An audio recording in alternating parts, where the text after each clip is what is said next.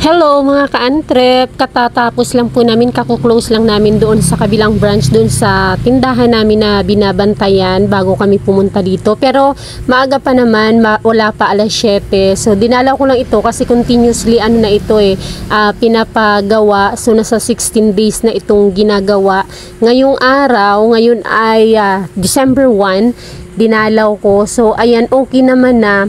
Alam nyo ba mga ka-antrep, nung una namin tong pinagawa para ma-applyan siya ng ng kuryente at saka tubig, maliit lang, yung 12 feet lang na 12 feet lang ang lapad mo na diningdingan, tinayo, kaya naging siya, okay siya, nagmukha ng tindahan.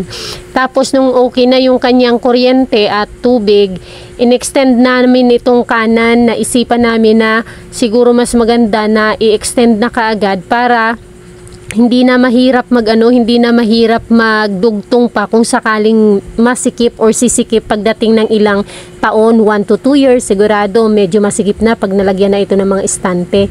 Kaya ito, dinugtungan na namin kaagad. Tapos yan, may space pa yan kasi itong lupa na ito para siyang 600 square meter. So may isang 12 feet pa yan dyan, yung gilid na yan at saka yung doon sa kabilang gilid. Itong gilid na dito sa may mangga, plano namin na kung sakali na mag-widening na talaga, ay pwede namin na yun na i-extend naman at ipan at gawing parang working area talaga siya. At itong sa kaliwa kanina ay naman siya para sa mga hardware and construction supply. So tiyan ko yan, hindi na kami pumasok kasi tiningnan ko lang talaga.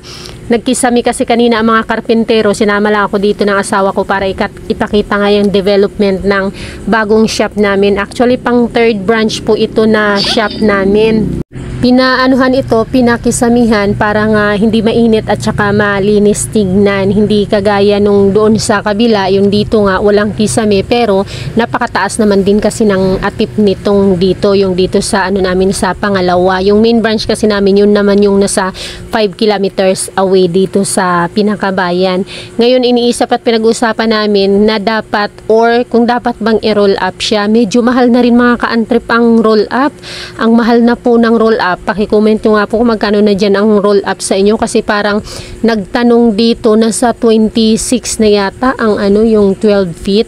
Tapos ayan, iniisip namin na itong extension na ito na parang atip, para hindi siya hindi siya ambi kapag uulan, ay dudugtungan lang siya, palaglagan lang siya ng trapal, para kung halimbawa umulan, hindi siya walang ulan ba na papasok. Although may pahulog naman ito. Yung mga pahulog nga pala niyan mga ka-antrep, yung pinapakita ko kanina na atip na papunta dito sa tindahan, sa kalsada, ay mga lang po yan, naka-bolt.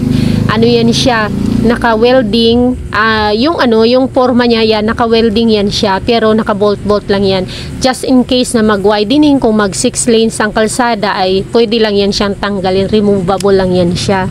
Tapos pinasemento nga itong harapan, ayan, papunta kasi yan doon sa iba-ibang mga barangay din, yung sa unahan na yun. Tapos ang plano naman dito, ayan nga, lalagyan ng trapal para sa umaga hindi rin masyadong mainit at hindi masyadong masilaw.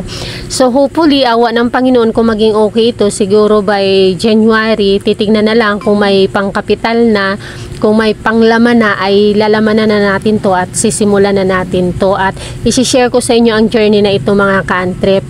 Paki-follow po sa mga hindi pa nakapag-follow dyan. Nakapag-subscribe, pa-subscribe po. Dahil ito po ang panibago nating journey na kung paano magsimula ng motor parts business 2025. Marami pong salamat. Isi-share ko sa inyo sa susunod kung paano natin yan lalamanan at kung magkano ang simula nating lamanan dyan, pati yung nagastos namin sa pagpapagawa niyan. Sa ngayon ay bisita lang muna at update sa pinapagawa naming shop na pang third shop. Thank you! Paki-like naman po at comment po kayo kung meron kayong katanungan dyan sa ating comment section. Bye-bye!